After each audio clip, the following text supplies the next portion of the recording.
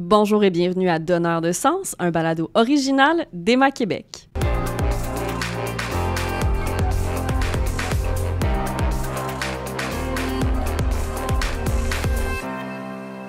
Mon nom est Camille Lemay et j'ai le plaisir de co-animer cette série de balados dans lesquels on répond aux questions les plus fréquemment posées aux équipes d'Emma Québec. Dans l'épisode d'aujourd'hui, je suis encore une fois avec mon collègue Henrio Grubissa. Henrio, bonjour! Salut Camille! Tellement content d'être ici aujourd'hui parce que on va répondre à des questions pour un type de don qui est souvent dans l'ombre et aujourd'hui, on va le mettre en lumière. C'est le don de tissu humain. Et pour en parler, nous avons Sabrina Robichaud, chef du programme de don de tissu humain à Emma Québec. Sabrina, bonjour. Bonjour. Sabrina, quand on parle de tissu humain, pour beaucoup de gens, c'est pas nécessairement clair ce que ça représente. Je pense que c'est peut-être une des lignes, une des lignes de service ou un des secteurs d'activité d'Emma Québec qui est un peu moins bien connu du grand public. On voulait savoir jusqu'à quel point les gens étaient au courant ou non de ce qu'est un tissu humain. Alors, on est allé faire un vox pop pour tâter le terrain. Je t'en dis pas plus, on va aller regarder ça. Super. Selon toi, c'est quoi un tissu humain? Un tissu humain? J'en ai aucune idée. C'est un bout de peau ou d'organe. Ben, la peau, c'est un organe. Mais un bout d'organe. D'autres organes comme les reins ou... C'est du muscle, je pense. Le tissu cardiaque ou des tissus comme de peau. C'est la moelle. Mais la peau, c'est un organe, en fait. Ouais. Donc, ouais, don d'organe. Mais En quelque sorte. Ouais. Don de peau. Don de tissu humain, c'est probablement un don d'organe, selon moi. J'allais plus vers la peau, par exemple, suite à une brûlure ou quelque chose comme ça. Selon moi, ça pourrait être de la kératine. De la kératine. La kératine, c'est quoi? C'est des trucs pour les cheveux. Mélanine aussi. OK. Ben, écoute, là, on est un peu loin. On a donc eu toutes sortes de réponses. En t'entendant commenter, j'ai l'impression qu'il y en a certaines qui étaient peut-être plus proches du but que d'autres. Ça serait quoi, donc, un tissu humain? En fait, là, concrètement, un tissu humain, qu'est-ce que c'est? C'est des tissus oculaires, donc la cornée, c'est la peau, les os, les artères, les valves cardiaques. Donc, c'est vraiment des tissus qui sont non vascularisés et qu'on peut prélever pour être en mesure de faire une greffe vers un autre donneur ensuite. Est-ce que c'est automatique dès qu'on décède, on est un donneur potentiel? C'est quoi la marche à suivre si moi, je veux être sûre qu'à mon décès, je puisse aider d'autres gens? En fait, il y a plusieurs façons. Celle qui est la plus courante, je pense, c'est le petit autocollant en arrière de la carte d'assurance maladie. Donc, lorsqu'on signe au renouvellement de notre carte d'assurance maladie, c'est une façon d'exprimer notre volonté. Il y a aussi un registre, le registre de l'assurance maladie du Québec, qui peut exprimer notre volonté à la suite de notre décès. Et il y a le registre de la Chambre des notaires du Québec. Donc, quand on fait notre testament, on a la possibilité de donner notre consentement ou notre refus pour un éventuel don. Par contre, c'est sûr que le plus important, puis je pense que s'il y a quelque chose à retenir, c'est ça aujourd'hui, le plus important, c'est d'en parler avec nos proches, d'en parler avec la famille. Mais pourquoi? Parce que le fait d'avoir exprimé notre consentement par écrit ne veut pas nécessairement dire qu'à la suite de notre décès, c'est le consentement final. Donc, nos proches vont avoir à se prononcer pour nous, pour nos volontés. Donc, il est important d'exprimer nos volontés de notre vivant à nos proches. Ce qui veut dire, donc, j'ai signé ma carte, je décède malheureusement, et donc, ça ne veut pas garantir que nécessairement, je vais pouvoir donner mes tissus humains à Emma Québec? Tout à fait. Par contre, parce que la décision revient vraiment aux proches. Par contre, je tiens à vous rassurer, parce que je vois vos yeux, je tiens à vous rassurer, la plupart des proches respectent la volonté des gens. D'autant plus quand ils en ont parlé, mais aussi le fait d'avoir signé quelque chose, dit on a exprimé de notre vivant, notre désir d'aller de l'avant avec un don, bien, on va le respecter. La plupart des gens respectent ce vraiment, dès ce soir, moi, c'est clair, j'en parle à mes proches, parents, conjoints, amis, parce que mon Dieu, on veut que le don soit respecté. Fait que parfait, parler à des proches. Oui, puis tout à fait. Puis au-delà du respect de notre volonté, il y a aussi d'enlever un peu la pression sur ce choix, sur nos proches.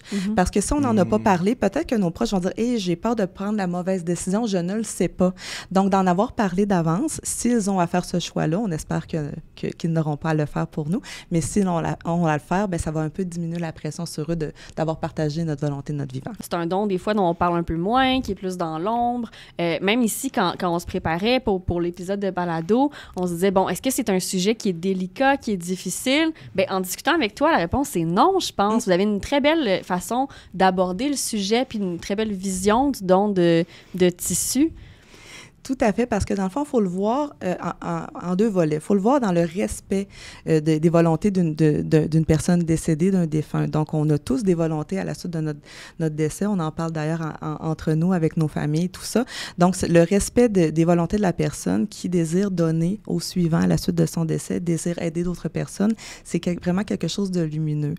Aussi, bien, la quête de sens pour un proche qui vient de perdre un être cher, qui va vivre probablement une des périodes les plus difficiles de sa vie à la suite de ce décès-là, peut y trouver beaucoup de sens. Donc, de dire, bon, la fatalité est arrivée, mais on peut aider d'autres personnes à poursuivre la vie et améliorer la qualité de vie. C'est d'ailleurs ce que les familles, plusieurs familles nous disent à la suite d'un don lorsqu'ils ont contribué là, à faire arriver les choses là, pour être en mesure de référer un donneur potentiel chez nous. Puis j'imagine aussi que c'est une conversation inspirante. Il ne faut pas avoir peur. Ce soir, quand je vais arriver, c'est une belle conversation à avoir, de dire, hey, après cette belle vie-ci, je veux pouvoir permettre de faire des dons et continuer. Donc, c'est une belle conversation inspirante à avoir, puis il ne faut vraiment pas avoir peur. Tout à fait, comme vous l'avez dit d'emblée, il faut le voir comme de la lumière, lumière. C'est sûr que la fatalité, c'est un moment difficile, tout ça, mais d'amener un peu de lumière dans tout ça, ça peut aussi amener de la lumière à la discussion, de pouvoir voir comment on peut donner un héritage à la suite de notre décès pour aider d'autres personnes. Puis c'est ça qu'il ne faut pas oublier, ça aide vraiment plusieurs autres personnes là, à avoir une vie un peu plus longue. Tantôt, tu as mentionné qu'un donneur peut aider plus de 20 personnes en donnant ses tissus lors de son décès. C'est vraiment beaucoup. C'est impressionnant. Je pense que j'aimerais ça qu'on se donne des exemples peut-être de comment concrètement ces tissus-là peuvent être utilisés, en commençant peut-être par la cornée. Oui. Bien, en fait, une greffe de cornée peut aider une personne qui aurait perdu la vue dans un accident à retrouver la vue tout de suite après sa chirurgie. Donc, la greffe de cornée permet de retrouver la vue rapidement. Et pour la peau? La peau, en fait, on s'en sert avec les grands brûlés. Donc, on crée des bandelettes de peau qui permettent de faire des pansements et qui permet aussi de protéger, dans le fond, la peau brûlée des infections. Tu as mentionné aussi les valves cardiaques? Oui, les valves cardiaques. Donc, les valves cardiaques, lors d'une opération, une chirurgie cardiaque, peut être demandée par un chirurgien pour faire le remplacement de la valve. Et pour ce qui est des os et des tendons? Oui, bien, en fait, un exemple concret, nos sportifs qui auraient une blessure, on peut faire une reconstruction, on peut aider nos sportifs à reprendre le sport à la suite d'une chirurgie. Ah ouais? Oui. Ah, c'est impressionnant. Parce que quand on n'est pas dans une situation d'aide médicale à mourir, comment ça se passe? C'est que la personne décède et par la suite, Emma Québec va entrer en contact avec un proche. Il va entamer quelle sorte de processus? En fait, lorsque la personne décède, dans le fond, le personnel soignant, soit à l'hôpital, soit en maison de soins palliatifs, les ambulanciers, etc., donc vont notifier Emma Québec, vont regarder s'il y a des critères d'exclusion. Par exemple, si la personne a plus de 85 ans. Sinon, elle va notifier Emma Québec de dire « On vous recommande un donneur potentiel.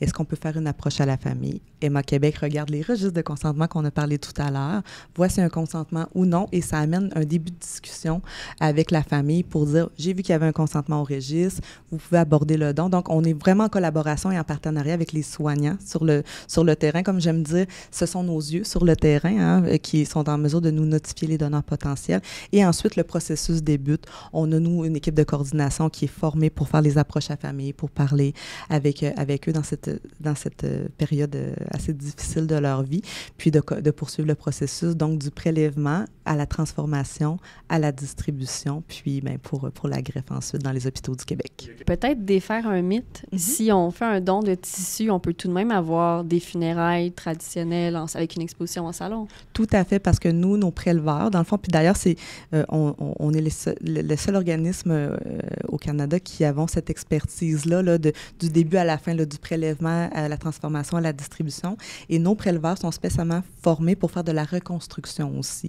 Donc, par exemple, souvent, le questionnement, c'est est-ce que on va pouvoir l'exposer si vous enlevez les cornées?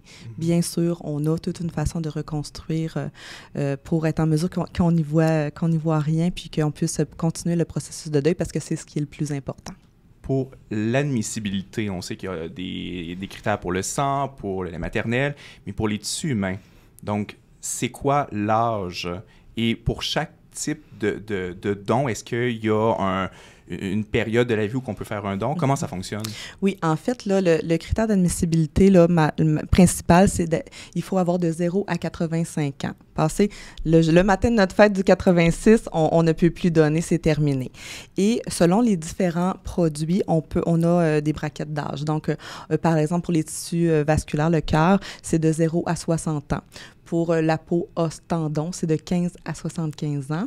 Et pour les cornets, c'est de 2 à 85 ans. Donc, tout dépendant de l'âge du défunt et aussi de sa condition médicale, bon, de plein de choses, des opérations qu'il y a eu dans sa vie, etc., on va être en mesure de pouvoir sélectionner le bon tissu ou les bons tissus à prélever là, avec le donneur.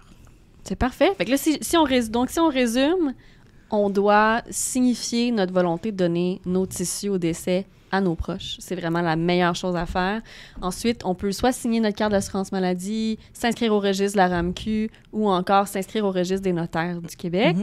Puis, on se renseigne peut-être un peu sur le type de personnes que ça peut aider. Sur le site d'Emma Québec, il y a toutes sortes d'informations sur le sujet. Oui, tout à fait. Sur le site web, il y a une rubrique tissus humains.